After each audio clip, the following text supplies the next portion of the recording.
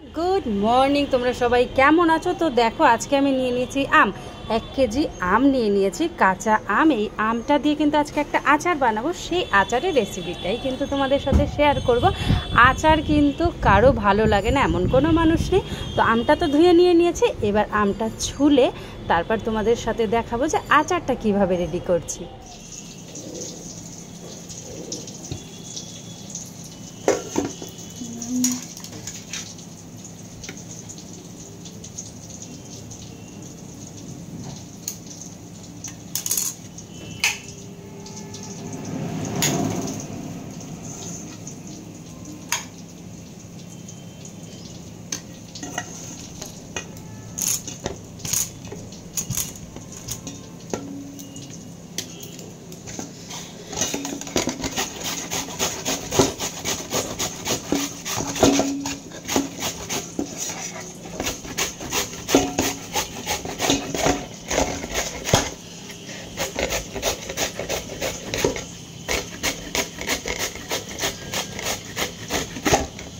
পুরো আমটা ঘষে নেব আমি এটার মাধ্যমে।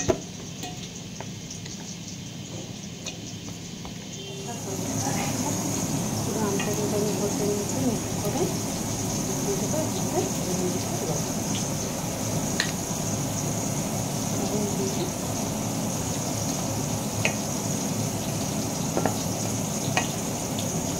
ভালো করে মেখে মিনিট 20 জন্য রেখে দেবো, যাতে আম থেকে আমের জলগুলো বেরিয়ে যায়।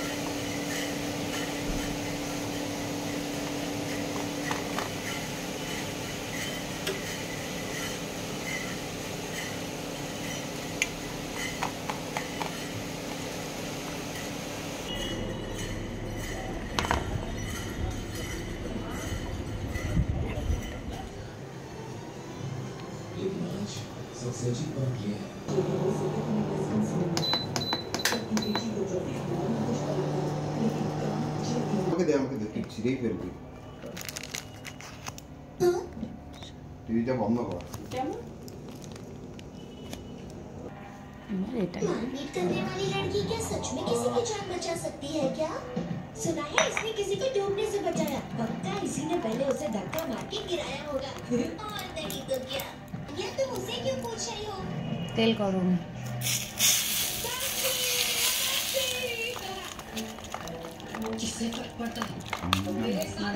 মারো না, গরমটাই দিতে হবে, তাহলে ভালো থাকবে, নষ্ট হবে না এটা। হ্যাঁ না দাও।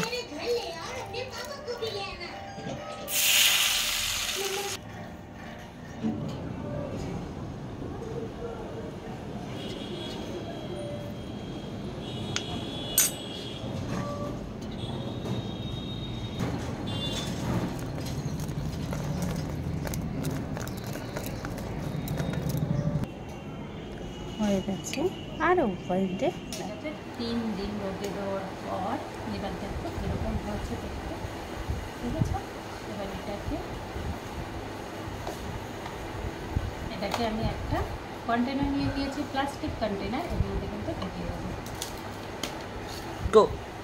দেখো আমি কিন্তু বোতলের মধ্যে ভরে নিয়েছি পুরোটাই। এবার দেখো আগে থেকে যে আমি তেলটা গরম করে রেখেছিলাম বাটিতে, সেই তেলটাই কিন্তু এর মধ্যে দিয়ে দেবো। দেখো এর মধ্যে আমি তেল অনেকটা দিয়ে দিয়েছি, আর একটু তেল দিয়ে দেবো। তেল নিচে দেখা যাচ্ছে, আর একটু তেল ওপর দিয়ে দেবো।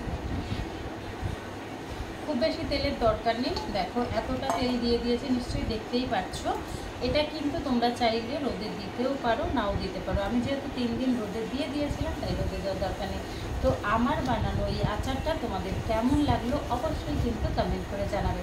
দেখো আচারটা দেখতে কিন্তু অসাধারণ হয়েছে। তো আজকের মতো এইটুকু, আবার নতুন একটা করে রেসিপির সাথে